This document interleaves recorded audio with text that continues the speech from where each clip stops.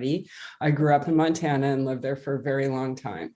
So, and I'm sorry to see that there's still snow on the ground, Gloria, behind you, because I'm sure you're tired of it. So today, our topic is spaces to places, or space to place, changing the spaces into your community into a place. And I'm going to let Tom explain that a little bit more. He's our speaker today. Before we get started, I want to make sure that we have a chance to figure out who's on the meeting with us. So we'll do a quick round of introductions and we'll talk a little bit. I'll turn it back over to Gloria to talk about Peer Learning Network mini grants and projects. And then we're going to dive into space to place. Tom's going to talk for a little bit to kick off a conversation. Delana Bear, who's also on our agenda for today, may or may not be able to join us.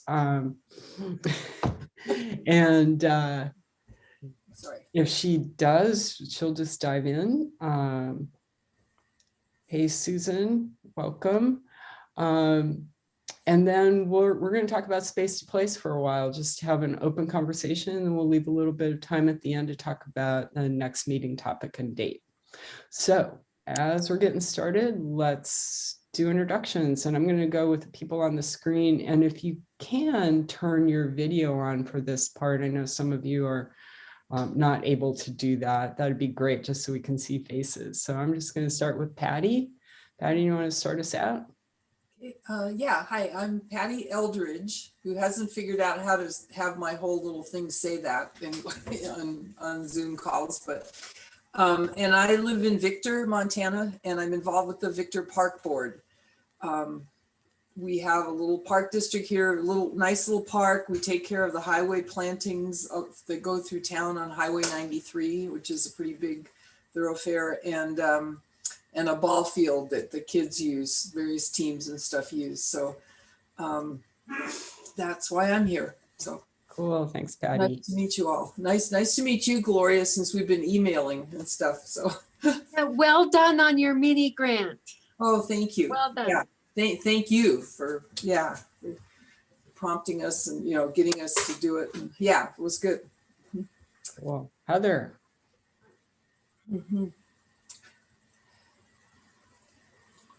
Heather. Good morning. I'm Heather McCartney Duty up in I reside in Choteau. I work for Family Connections Montana, which is a child care resource and referral agency for 10 counties in North and Central Montana, and also 13 counties in North and Eastern Montana, for 23 total. Big geographic area. We became involved with MEDA and its various programs as we realized childcare was such an important part of economic development. So I'm here to listen and learn today. Cool, thanks, Heather. Tom, I know we're going to hear from you later, but tell us who you are. Yeah, I'm Tom McLean. I'm with the Community Development Department of Big Sky Economic Development in Billings. Cool, thanks, Tom. And is it Charlie? Yeah, Charlie. I'm Charlie Smith. I'm the executive director for the Sweetgrass County Chamber of Commerce. Monty shot me an email and invited me to join today. So cool, welcome. Alyssa. Oh, just having a little trouble unmuting there.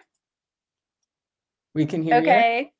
So hi, my name is Alyssa Townsend. I work with the Big Sky Economic Development Trust Fund program, and looking forward to hearing what Tom has to say, and Delana, if she's able to join. I am going to stay as long as I can. I've got another meeting coming up, but I just wanted to participate just so that I can get a little more information. And always I share with the rest of my team. So, all right, nice to see everybody this morning, and happy Friday. Yeah, good to see you too. Diane. Good morning, Diane Lem with Big Sky Economic Development as well, part of the Community Development Program here at Big Sky, and worked with MEDA and Gloria and all of you for a while. So it's nice to be here today. Thanks for having us. Thanks, Diane. Lisa. Hi, this is Lisa Haas. Sorry, I don't have my video working today. I am with the Choteau Area Port Authority. So I think this is the second time I'm attending, and I'm really happy to be here. Great, welcome.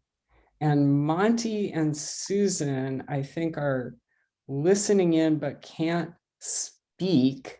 So I know Susan St. Germain is on the chamber board and the Sheepherder Square Committee. And Monty, if you just want to type in the chat who you are as a brief introduction, that would be great. So welcome everybody. And while Monty's doing that, I'm going to turn it back over to, did I miss anybody? I don't think so. I'm going to turn it back over to you, Gloria, to talk for a few minutes about mini grants and projects.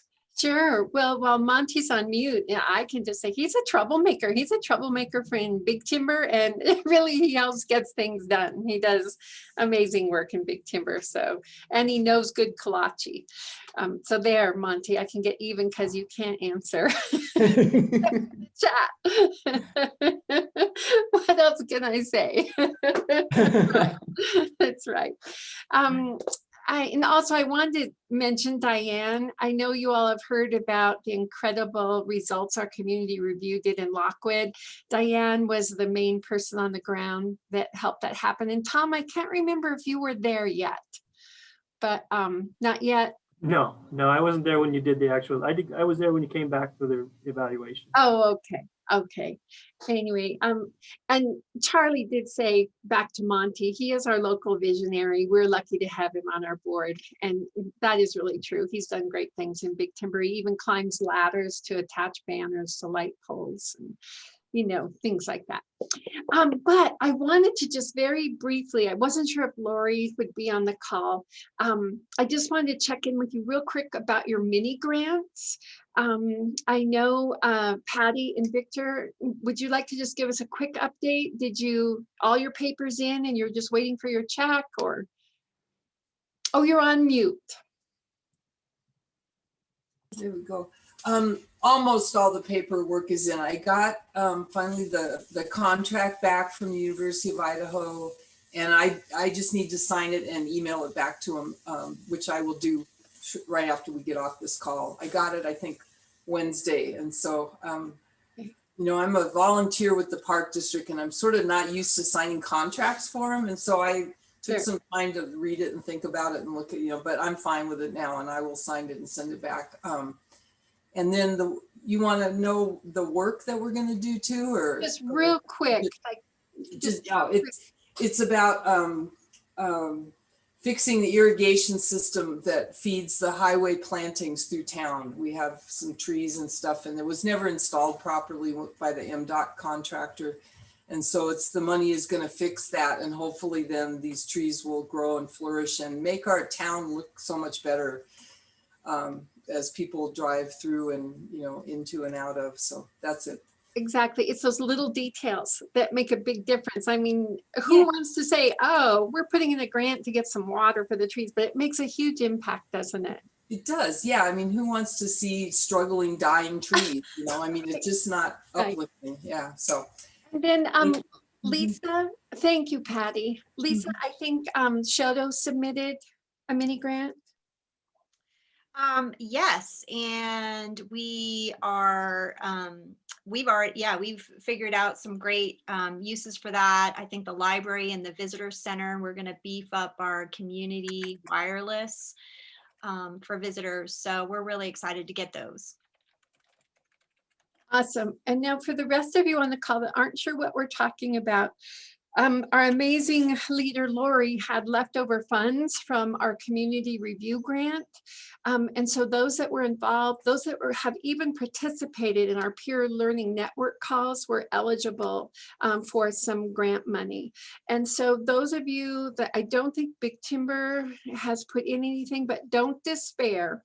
The last grant deadline was February 15th, and Lori has reserved some money for our peer learning network group moving forward. I think it's about 7,000, which, you know, isn't huge, but for those little projects that Patty mentioned that really need some help, it will be very, very helpful. So Big Timber folks, you didn't miss out.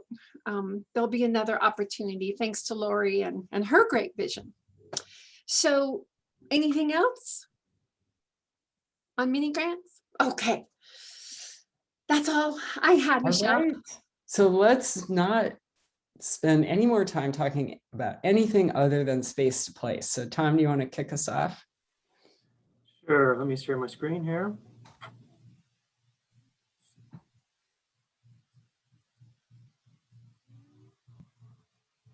And while Tom's doing that, I just want to remind everybody this is a friendly open group, so you don't have to raise your hand. You can just dive in when you have questions. But if you feel like you can't get a word in edgewise, just raise your hand or go and we'll get you in there.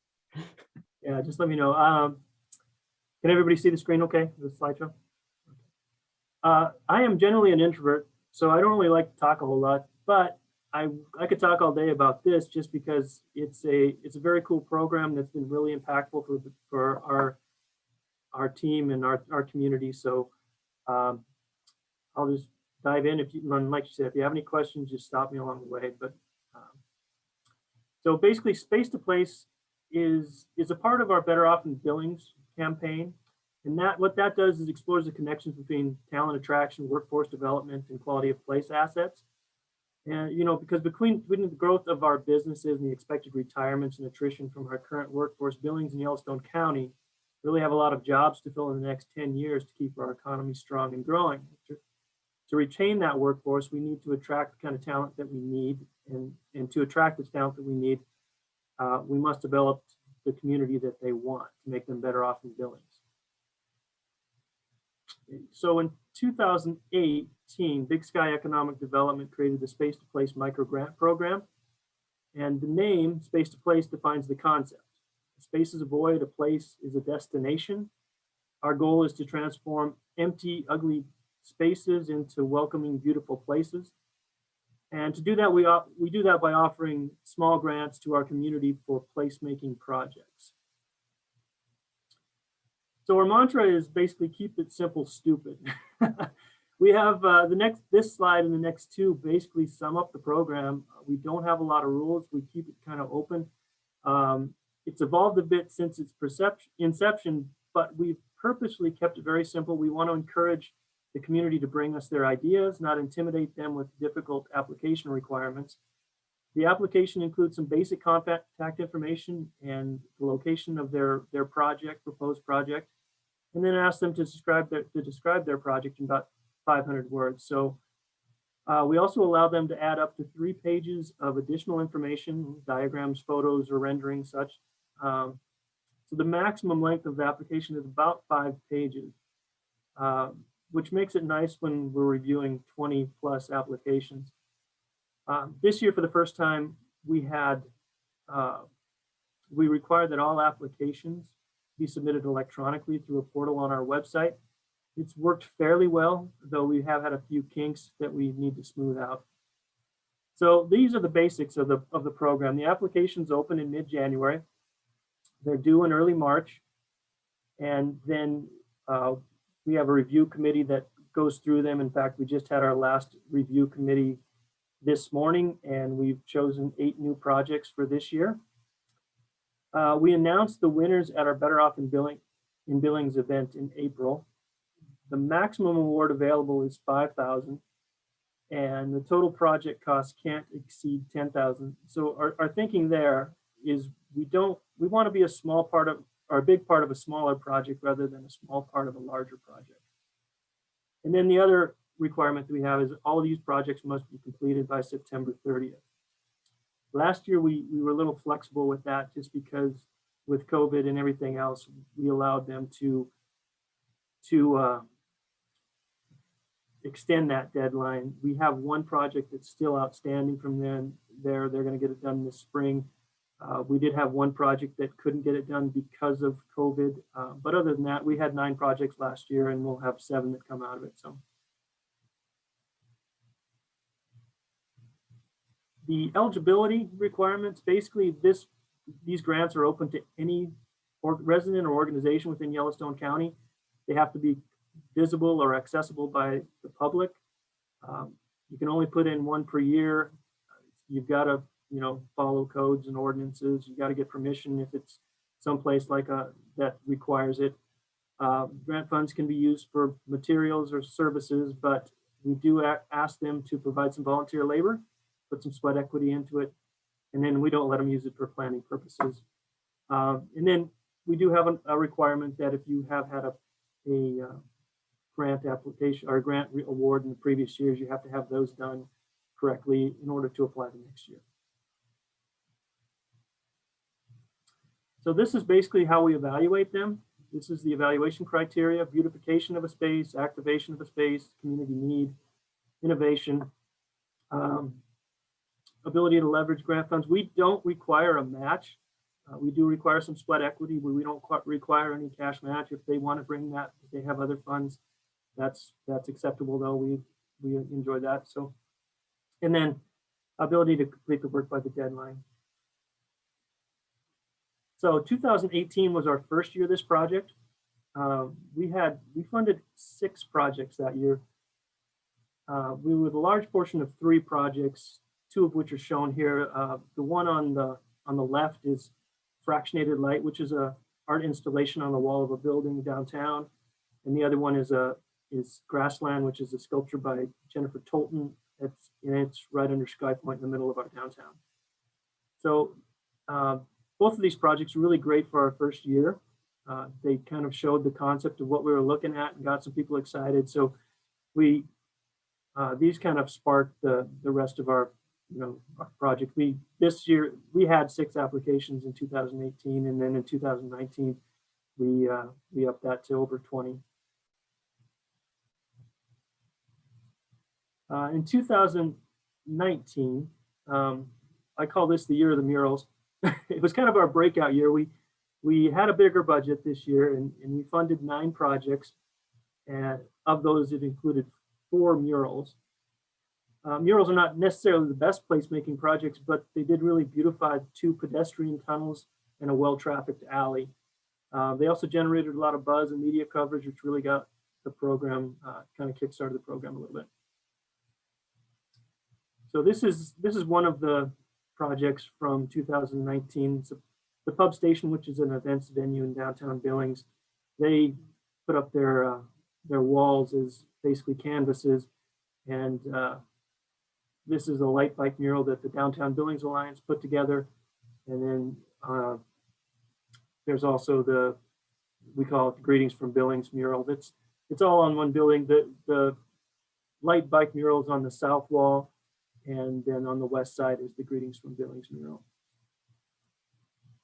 So this is the Greetings from Billings mural. This was kind of a cool one just because Rotor Action put in for this, and the way they did it is they asked students at our career center to come up with concepts for the mural. And the young gentleman in the photo at the bottom right, that's Noah Woodring. He's the one who won the competition. They gave him a $500 scholarship for that. And then they put the rest of the funds toward actually painting the mural. But as you can see, there was a lot of community involvement in it, and it really turned out well. And it's turned into a really great Instagram or selfie spot. So it's really activated that alley a little bit. This is another one that got a lot of buzz in 2019. And this has a pretty good story too. It's a mother uses this tunnel a lot. It's on Billings West End, and it was kind of covered with graffiti, or not terrible, but sometimes there was some lewd graffiti, and she would volunteer to basically paint over it. And so she applied for a grant, and basically was able to hire an artist to put up these. This is on the west entrance, or the Greetings from Billings is on the west entrance, and then the other design is on the east entrance. And then through the tunnel, what she did was painted it white, and then had the kids from a nearby school and other community members put their handprints on the wall. So kind of gave some ownership to that area. This is another tunnel mural from that year, from 2019. This is up by MSU Billings. It goes underneath North 27th Street. So this one really turned out well too. And then 2020, last year, like we had 23 applications last year. We funded 9 of them. Like I said, we'll have 7 complete when the one that's still working on it is done. This we did make some, like I said before, we did make some adjustments because of COVID last year. This is a project from last year. It's the Downtown Billings Alliance. It's a light bike alley. This is what they're trying to do, and this is kind of a larger effort. They're trying to make the alleys in downtown Billings more safe and walkable. So it's kind of a, this is just one aspect of an overall campaign that they're doing. This is the Southside Task Force. They did an underpass mural. This one really turned out well. It got a lot of attention just because the artist who's in the top right there, she put in so many hours. I think she worked on this day and night for a month and a half with a whole lot of volunteers, but it's really got a lot of detail and it really did beautify that, what was before a really ugly underpass. This is another project from last year. It's called Lights Over Broadway. Broadway is kind of the center of our downtown, and 2 downtown residents pulled this application together, and right, it really turned out really nice. And actually, there are currently efforts underway to extend this to other blocks in the adjacent area. This is another one that was in Huntley Project. Huntley Project's. This is right off the interstate as you're entering into Huntley. The Garden Club put together this. The top right photo is what it looked like before, and then the other photos are what they did with their grant. Nice. Hey, Patty, did you have a question? Yeah, I just wondered back the previous slide of the Lights Over Broadway. Is that a year-round thing that's left up all the time? Yes. Yes. Oh, okay. Okay. Thanks. Yeah. Okay. And now, whoops, I'm sorry. And this was another one from last year. This is it's not a photogenic project, but it's a lot of fun. One of a bike club here put together a couple pump tracks, one for younger riders and one for older riders. And then they also developed bike trails throughout this. This is over at the Blue Creek River access area just south of Billings. And then we got to brag a little bit. We did win an impact award from MEDA last year, and we also won the gold award from the International Economic Development Council last year for innovative projects and initiatives. So that is the presentation. So if you have any questions, just let me know. I also want to thank you, Tom. This is, you guys have done a lot with a little bit of money, right? A lot of bang for Big Sky EDA's buck. And I do want to open it for questions. I also wanted to welcome Delana, who I see joined, and just check in with you, Delana, to see if you still wanted to share your space plan project. Yes, hello guys. I apologize for being not punctual today. We had life happen. I would love to show you guys. I'm actually out and about today, so we're going to go on a little bit of a field trip, and I'll walk you guys through what we've done. All right. Delana, do you want to do that now? Do you want to, why don't we do just see if anybody's got just immediate questions on Tom's presentation, and then we'll turn it over to you for a field trip. That's perfect. I'm just about there. Okay, perfect. Tom, I see in the chat, Monty wrote, where do we apply, LOL? When I first learned about this through the MEDA award, that was my first question, was how was this funded? And I learned Big Sky EDA felt this was so important. It's a budget line item for you, if that's still true. And so to make all of this applicable for this group that doesn't have a Big Sky EDA, I thought it'd be great, Michelle, to just talk a little bit about where could you find the funding so that Big Timber could do something like this. And if I could answer partly my own question. I know in Big Timber, you have an amazing foundation, and they have money they collect from license plates, and they're doing a great job with it in Sweetgrass County, Big Timber. And I'm wondering if you could approach the foundation, Monty, to see if they would set aside, not big bucks, but some money for space to place. I thought it'd be fun just to throw out some ideas as to little pots of money you know about in your community. For example, our garden club has some money. Maybe they could be approached. You know, and I love the criteria Tom gave, that it's limited. There's a time frame. I mean, it's a real, let's get something done. So that was just my thoughts. Yeah, so other thoughts about how you could take this idea and make it work where you are, other pots of money or other potential partner organizations. I'll pipe in on that. So something that we have been able to utilize that's been phenomenal, we're an optimist group. So we're a service group, and the majority of the funding that we have secured for our space to place situation has been through selling sponsorship for our park. So as we start to walk through this, I'll show you guys some of what we've done, and it has largely been funded by the community, which is such a phenomenal thing because our whole entire goal is to build community. That's great. Any other ideas before Delana takes us on a field trip?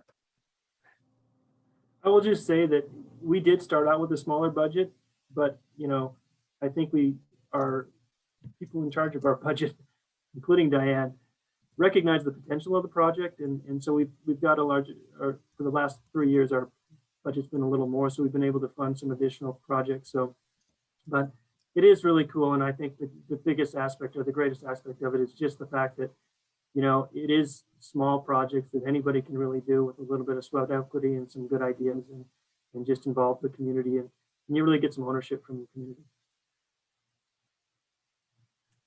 Tom, when I saw that one that the young person got a $500 scholarship for, there was just that big white space, and it made me think, I wonder, I need to go around my community and look with new eyes, because what is just there that I'm used to seeing, and how could it be transformed into something better?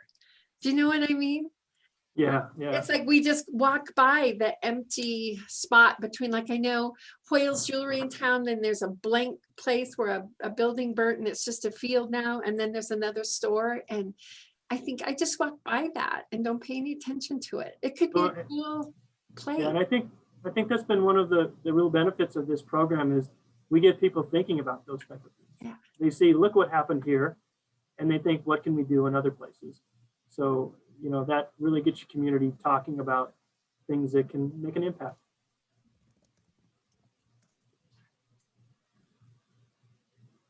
Right, Delana, we're all yours.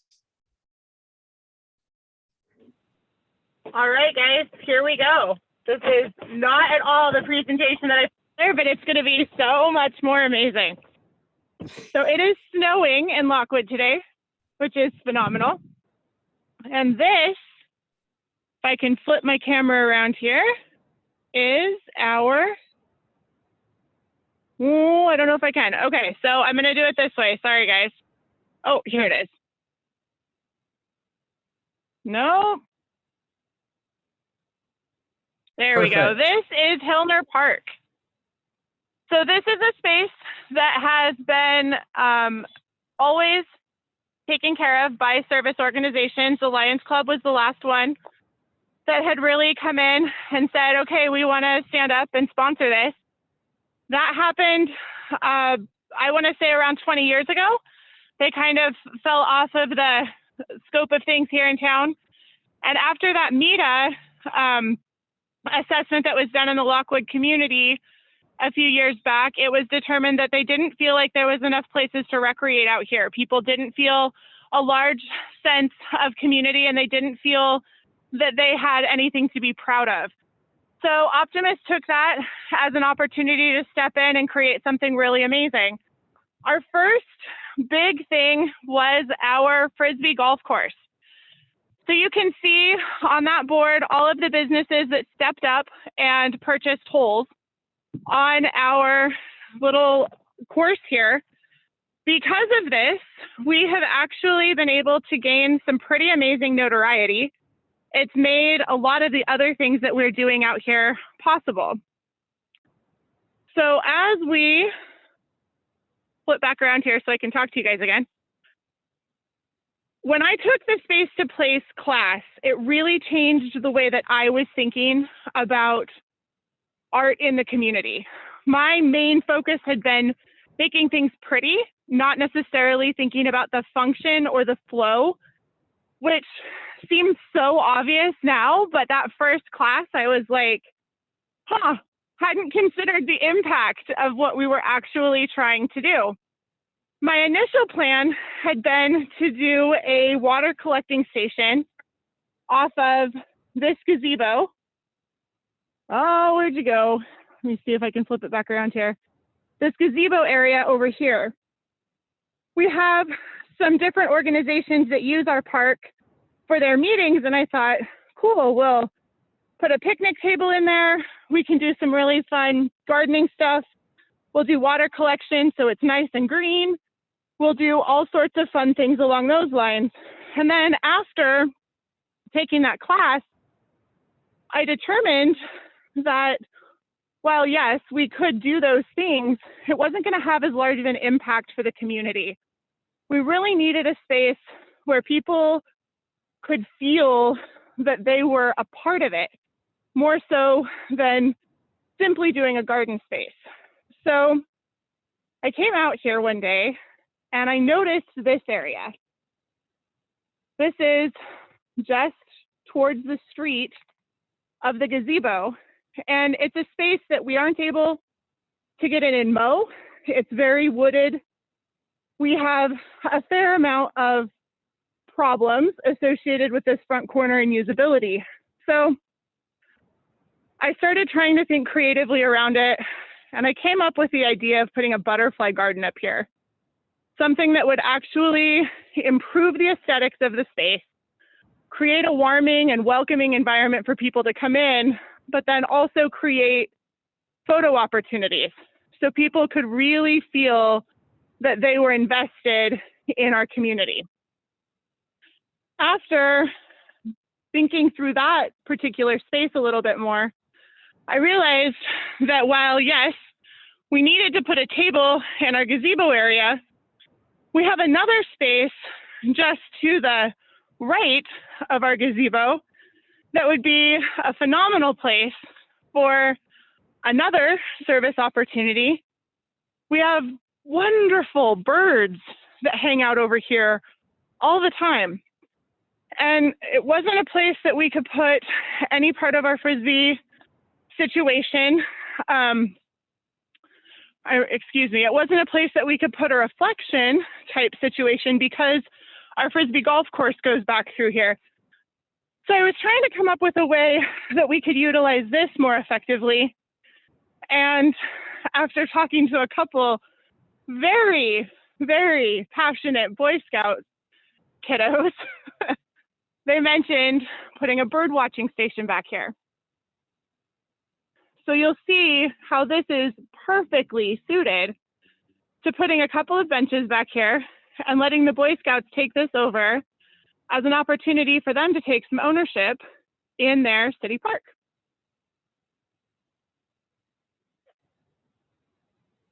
So those were the main improvements that I utilized the Space to Place class to develop. I did have a phenomenal little presentation put together with all of my pictures and what have you. But when the school calls, you go. So we field tripped it instead. But anyways, that's what we have done out here in Lockwood, and we're extremely excited about it. Delana, thank you for the field trip. My best Zoom call all week. That who can say they got a field trip when they were on a Zoom call? Well done. Creative It presentation comes from making. homeschooling. You just go with what you've got. That's right. I love it. So we had Tom tell us about the program that really was, I think, at the end when we were talking, encouraging people in Billings to look differently at their places and figure out little doable projects that would really make a lasting difference. And Delana was talking about looking differently at the park, through a whole series of processes, first getting some feedback from the community and thinking about, okay, how do we improve recreationally what's happening in the park, and then thinking about the park as a place for community engagement, community welcoming, and community involvement. And that to me is really interesting thread that runs through this whole idea of space to place or creative placemaking. So I want to open it up to conversation, questions, ideas, inspiration, anything you want to know more about.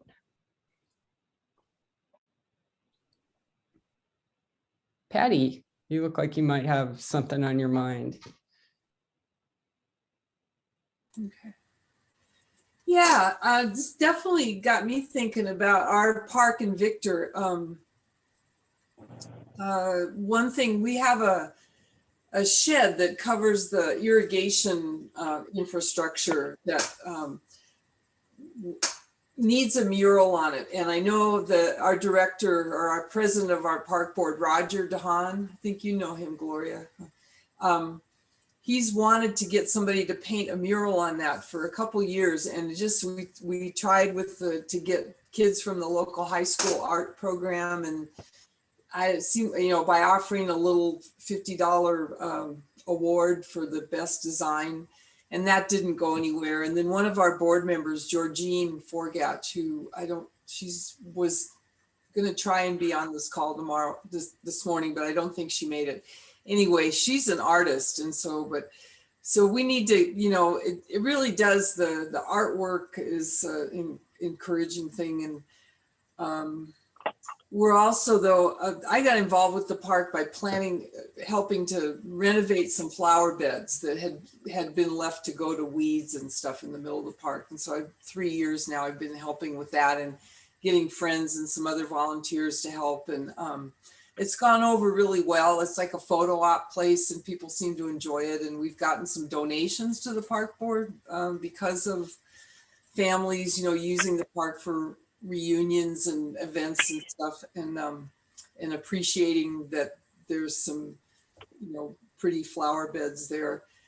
The idea of trying to get the kids involved more is such an important idea, the younger generation, to get them on board with an idea of some community awareness and service and stuff. One of the things that came up lately was there's kids in our community that would really like a skateboard park. And so the board is now starting to talk about that, but I think, that's going to take a while because that's a pretty major project. Have any of you guys been involved with developing skateboard parks?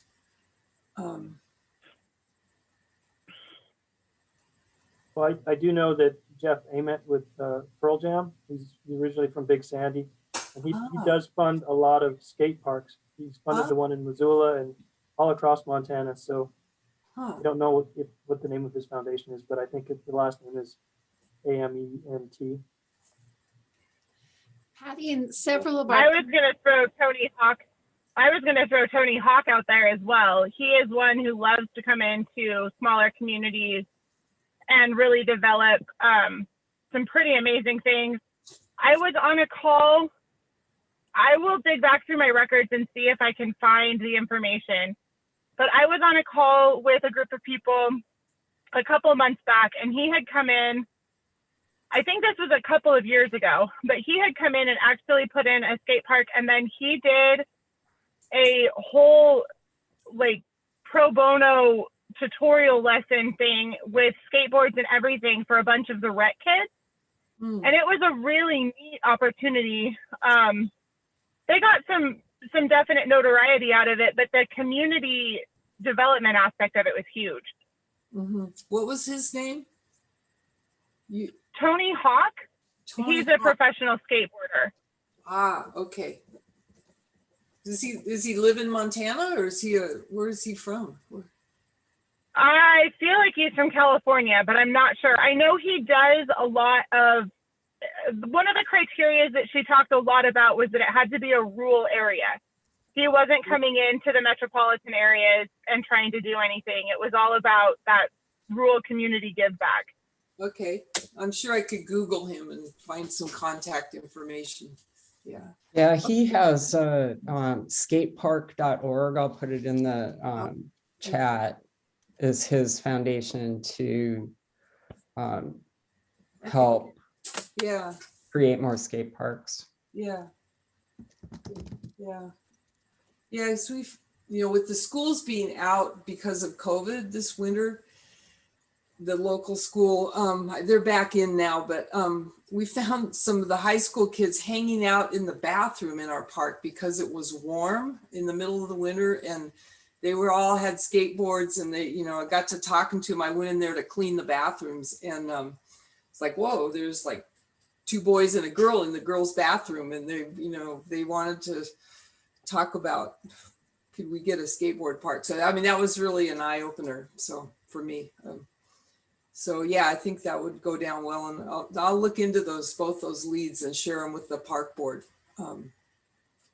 Thank you. Ideas for engaging young people. I'm curious, Tom, if there's anything that you've done in particular, or actually anybody. Delana, you talked about just talking with the passionate Boy Scouts, right? And I'm curious if anybody else, either from this sort of project or just from something else you've done, has thoughts about how to really engage young people. Well, we did have that one that was, did engage one young person, and then the other one was the pedestrian tunnel in Shiloh, where she basically had the whole school go out and put the handprints on there, give them some ownership. And we do reach out to 4-H groups and schools and stuff like that. Sometimes I think they're a little overwhelmed with a lot of stuff, other stuff they're doing, because sometimes these can become, time-consuming projects. So that's something that I think they have to consider.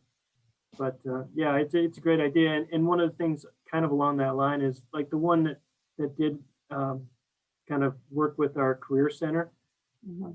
A lot of times we get some creative ideas just from our community. I mean, that's another good aspect of this is we don't put a lot of guidelines out there.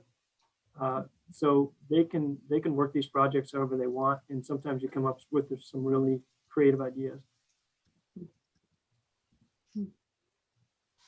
The biggest way that we've been able to really interact with youth in our area is just by looking at projects that they need to be accomplishing. So the butterfly garden, which I wish I'd had my slideshow with me because I missed a few things. But the butterfly garden, we're hoping to have the Girl Scouts Club here in town actually completely plan and man that garden.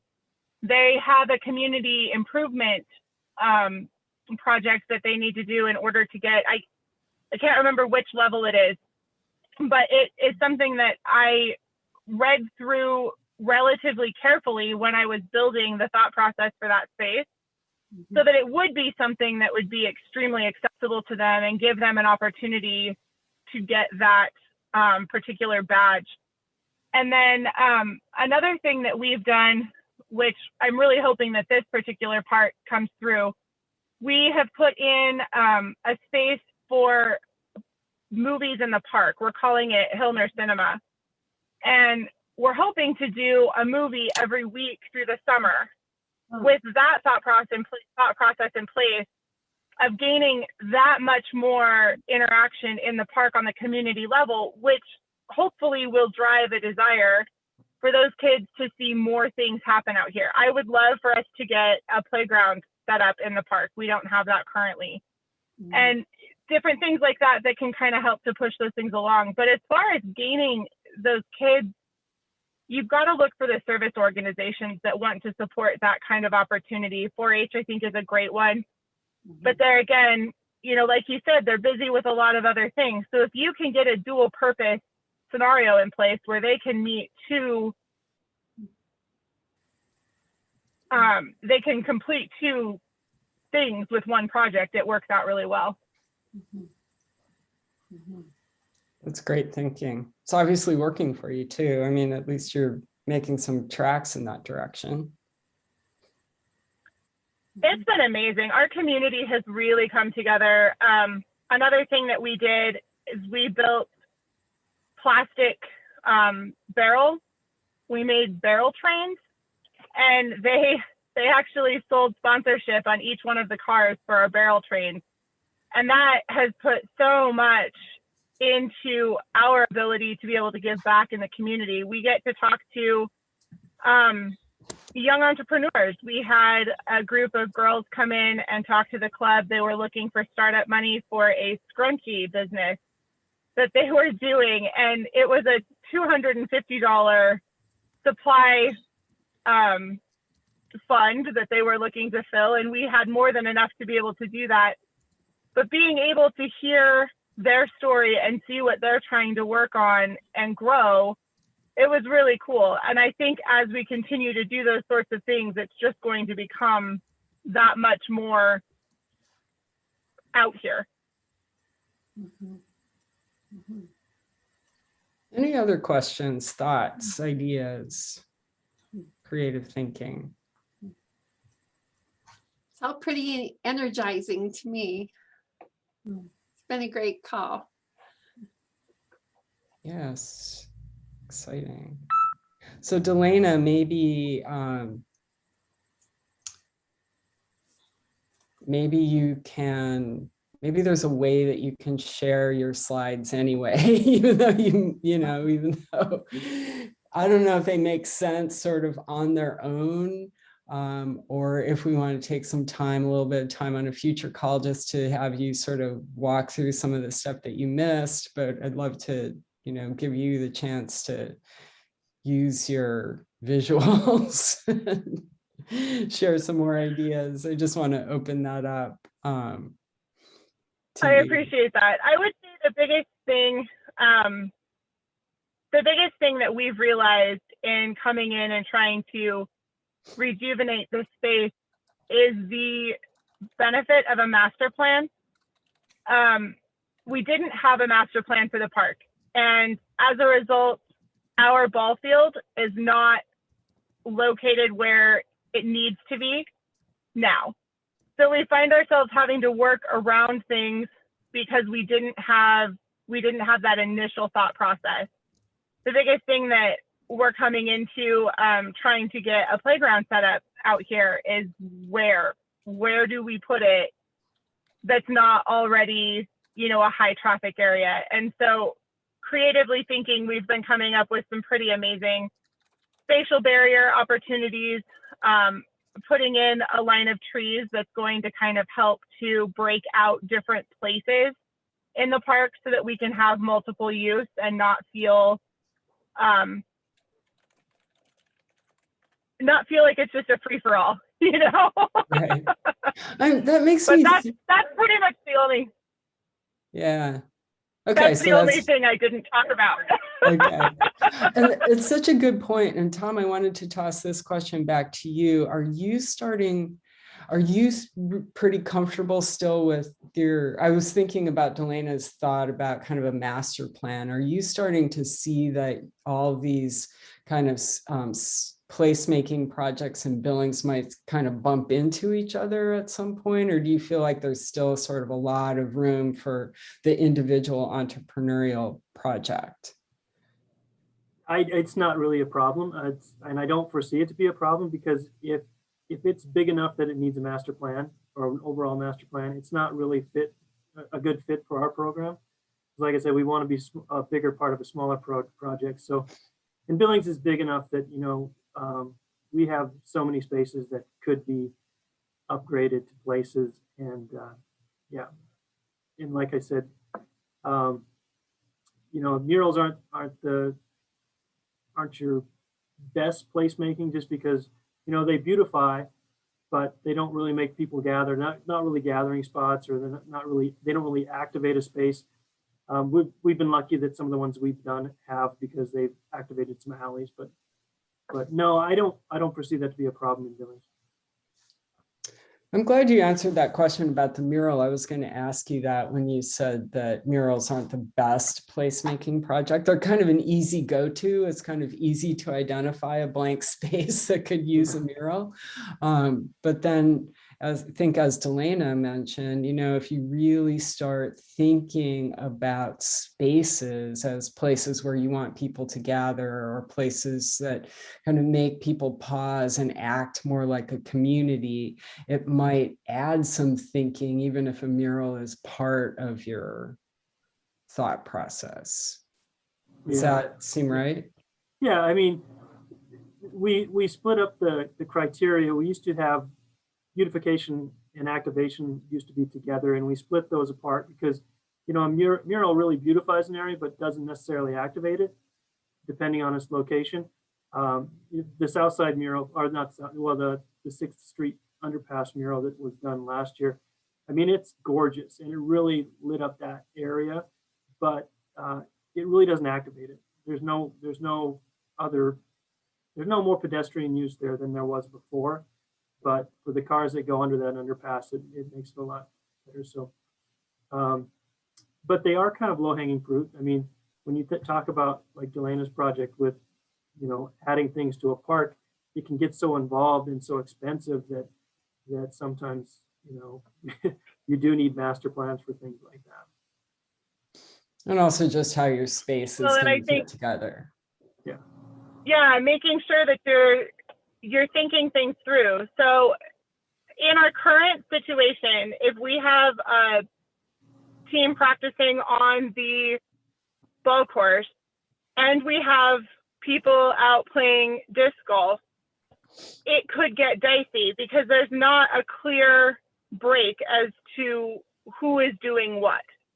And, you know, having frisbees flying over the team practicing, or vice versa, having balls pop into the frisbee field. And so creating that space where, we came up with just a line of trees. It's not even really intrusive. It's just a break that says, hey, visually, like, you're not here, you're over here. And that kind of stuff not only brings the aesthetic, but it also creates usable space for multiple different opportunities. So I'm really excited to see that come to play. I think that's going to be a really awesome opportunity in the park. Great. Well, thank you, Tom, and thank you, Delana, and thank you, everybody, for this conversation. I think there have been a lot of really interesting ideas, and I can see some light bulbs happening. And so to me, that's really useful. That's sort of the purpose of this peer learning network, is that we can learn from each other and walk away thinking, what about that in my community? So we need to turn our attention to the next meeting, which Gloria helpfully noted is Friday, April 23rd at 9:30 a.m. So that's our normal meeting time. And the only thing that we have on our agenda then is to talk about what we want to talk about. And I wanted to propose, let me just throw something out there, and then you all can talk about what it is that you think should be on our agenda next. But some of the other peer learning networks, I know Wyoming just had a meeting of its peer learning network where it used kind of a mastermind open forum sort of model, where one community came, a person from one community came and talked about something that they're wrestling with in their community. And I think in that case, it was, and Lori, you might be able to help out with this, but it was something about how do you engage people beyond kind of the same 2 or 3 or 10 people who seem to do everything in your community. So how do you expand that circle and really activate other people?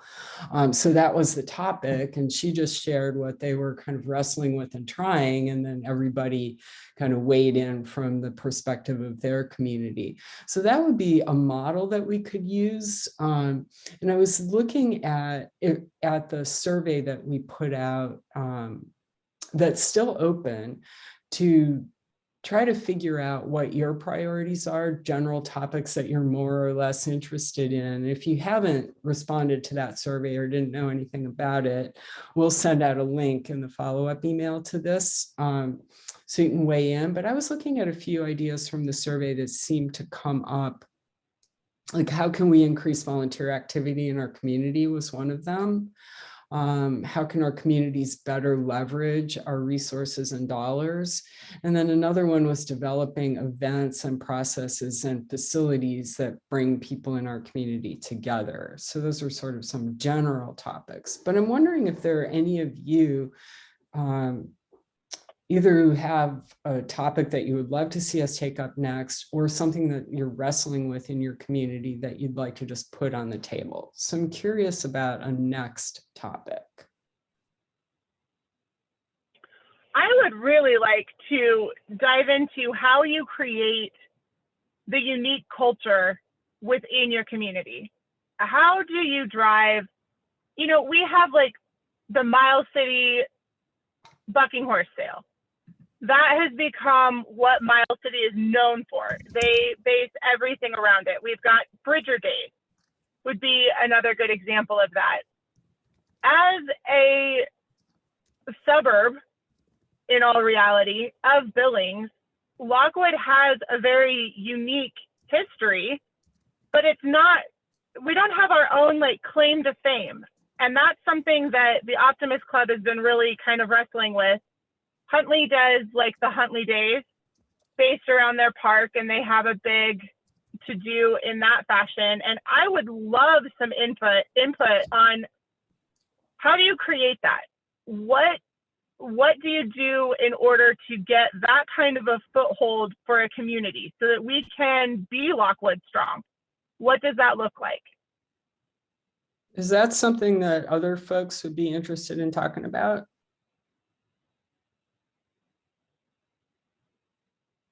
How did, and Monty put it, how to develop a unique selling proposition, sort of going from understanding or even developing that local understanding about what's unique and special about you, and then how do you attach yourself to that, right? How do you put that out in the world?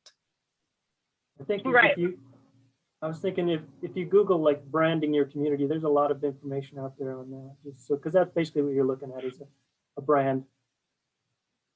Right, right. Which there is a lot out there. I think the biggest, not being a Lockwood native, it makes it very difficult for me to like dive in. I've only been here for 4 years, and the attachments to this community for me are very different than what they are, you know, for the community as a whole. How do you reach out to those people, and how do you get that kind of input so that you can drive a brand that really truly is Lockwood? Right. Is that okay? So Delana, I would be happy to work with you to kind of help develop some questions and ideas that could drive a session like that. And then we could just have kind of group input. And also we do a process, we call it hands-on branding for communities, so that we can maybe bring some of those ideas into the conversation. Yeah, as well. I think that sounds great. Yeah. All right. Okay. I just want to say, Patty. I have to go, but Yep. this has been really interesting, and yeah, I'll look forward to doing some more of these with you.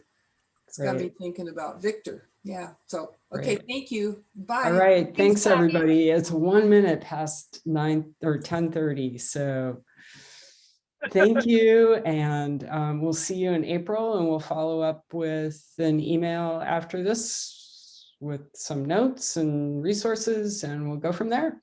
Great. Thanks, Michelle. Thanks, Tom. Wonderful. Thanks, Elena. Thanks, Bye. everybody. Thank you all.